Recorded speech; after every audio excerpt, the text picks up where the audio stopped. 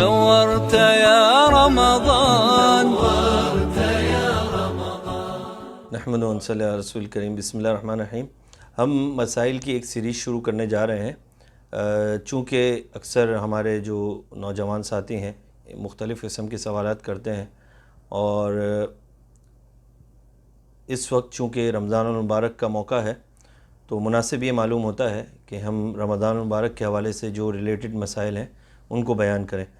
طریقہ کار یہ ہوگا کہ ہم انشاءاللہ جوابات کو مختصر رکھیں گے اور جامع اور آسان طریقے سے، تاکہ ہر ایک کے لیے اس کا سمجھنا آسان ہو اور کوئی کنفیوژن نہ ہو.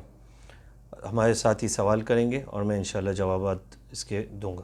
البتہ اگر کوئی ہمارے بھائی وغیرہ کوئی اور سوالات ہوں ان کے، تو یہ جو ہمارا نمبر دیا گیا ہے اس پر واٹس ایپ کر دیں گے، تو اس کے ذریعے سے ہم ان کو اپنے مسائل کے گروپ میں بھی ایڈ کر لیں گے، یا اگر کوئی پرائیویٹ کوشچن ہو تو ان کو وہیں واٹس ایپ پر اس کا جواب دے دیا جائے گا. اور اگر ہم اس کو سمجھتے ہیں کہ یہ عوام کے لیے بھی، پبلک کے لیے وہ سوال فائدہ مند ہے، تو اس کو ہم باقاعدہ اسی طریقے سے سوال اور جواب ریکارڈ کر کے اس کو پبلش بھی کر دیں گے. مفتی صاحب، میرا آج کا سوال یہ ہے کہ روزہ کن کن لوگوں پر فرض ہے اور کن وجوہات کی وجہ سے روزہ چھوڑ سکتے ہیں ہم، اور کن وجوہات کی وجہ سے روزہ معاف ہے؟ تو ہمارے بھائی نے سوال کیا ہے کہ روزہ کن لوگوں پر فرض ہے. تو مختصراً یہ ہے کہ روزہ ہر مسلمان جو کہ عاقل ہو اور بالغ ہو اس پر فرض ہے. اب عاقل سے آپ سمجھتے ہیں کہ یعنی جو مجنون نہ ہو، جس کو دن و رات کی تمیز ہو، اس کی عقل کام کرتی ہو. اور بالغ سے مراد یہ ہے کہ یا تو بلوغت کی کوئی علامات پائی گئی ہوں، یا اگر کوئی علامت نہیں پائی گئی تو لڑکے کے لیے 15 سال اگر اس تک پہنچے ہیں تو یہ بالغ ہی شمار ہوں گے. اب اس کے بعد انہوں نے پوچھا ہے کہ کس عذر کی وجہ سے روزہ رکھنا معاف ہے، یا دوسرے الفاظ میں اگر یوں کہیں کہ روزہ نہ رکھنے کی اجازت ہے. تو شریعت نے کئی عذر ایسے ہیں جن کا لحاظ رکھا ہے، اور اس میں مسلمان کو یہ رخصت دی ہے اور یہ سہولت دی ہے کہ وہ اس وقت روزہ نہ رکھے، اور جب وہ عذر ختم ہو جائے تو وہ روزہ اس وقت رکھ لے. اس میں سے پہلے نمبر پر جو ہے کہ وہ شخص مسافر ہو. چونکہ سفر کے اندر کچھ نہ کچھ مشقت ہوتی ہے، تو اس وجہ سے شریعت نے اس کا لحاظ کیا ہے. اور اگر کوئی شخص شرعی مسافر بن چکا ہے تو اس کے لیے روزہ نہ رکھنے کی اجازت ہے. لیکن اگر سفر میں سہولت ہو، جیسے کہ آج کل عام طور پر ہوائی جہاز یا اس کے سفر ہوتے ہیں گاڑی کے بھی، تو اس میں تمام سہولیات ہوتی ہیں، ایسی مشقت نہیں ہے، تو اس وقت روزہ رکھ لینا بہتر ہے. البتہ شریعت نے اجازت دی ہے کہ سفر میں روزہ نہ رکھے، بعد میں اس کی قضا کر لے.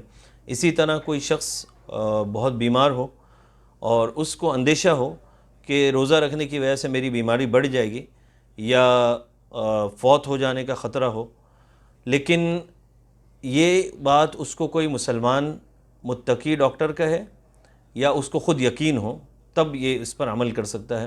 اسی طرح اگر کوئی اس وقت بیمار نہیں ہے لیکن کمزوری بیماری گزار کر آیا ہے اور کمزوری اتنی زیادہ ہے کہ اس وقت روزہ نہیں رکھ سکتا، تو اس کو بھی اجازت ہے. اسی طرح اگر کوئی بوڑھا ہونے کی وجہ سے، بڑھاپے کی وجہ سے اس وقت ہمت نہیں ہے، طاقت نہیں ہے، روزہ نہیں رکھ سکتا. بعض مرتبہ ایسا ہوتا ہے کہ گرمی کے روزے نہیں رکھ سکتے کچھ لوگ، لیکن سردی کے رکھ سکتے ہیں. بعض مرتبہ ڈائبٹیز کی وجہ سے یا بلڈ پریشر یا مختلف بیماریوں کی وجہ سے بھی ایسے مسائل آتے ہیں. تو اس کے اندر بھی شریعت نے اس بات کا لحاظ رکھا ہے کہ اگر کوئی نہیں رکھ سکتا تو وہ دوسرے دنوں میں، یعنی کوئی گرمی میں نہیں رکھ سکتا تو سردی میں ان کی قضا کر لے. اسی طرح اگر کوئی بہت زیادہ بھوک اور پیاس کی حالت میں ہو اور روزہ نہ رکھ سکے تو بھی اس کو اجازت ہے کہ اس وقت نہ رکھے، بعد میں قضا کر لے. اسی طرح اگر کوئی عورت پریگننٹ ہے اور اس کو اپنے یا بچے کے بیمار ہونے کا یا نقصان ہونے کا یا فوت ہونے کا اندیشہ ہو، تو اس وقت بھی اس کو اجازت ہے کہ وہ اس وقت روزہ نہ رکھے، بعد میں قضا کر لے. اسی طرح اگر کوئی عورت فیڈ کرتی ہے، بچوں کو فیڈ کرواتی ہے، تو اس کے لیے بھی اجازت، اگر نقصان کا اندیشہ ہو اپنا یا بچے کا اور کوئی اور بندوبست نہ ہو، تو بھی اس کے لیے اجازت ہے کہ وہ بعد میں روزہ رکھ سکتی ہے. تو یہ ساری صورتیں ایسی ہیں کہ جن کو شریعت نے عذر مانا ہے اور اس کی وجہ سے اجازت دی ہے کہ اس وقت روزہ نہ رکھے اور بعد میں رکھ لے. اس کے اندر ایک بات ذہن میں رکھنے کی ہے کہ جب یہ عذر ختم ہو جائے گا تو روزہ رکھنا ضروری ہوگا. ایسا نہیں ہو سکتا کہ عذر ختم کرنے کے بعد بھی اس کی قضا نہ رکھیں، بلکہ جب عذر ختم ہوگا تو اس کی قضا رکھنا لازم ہوگی۔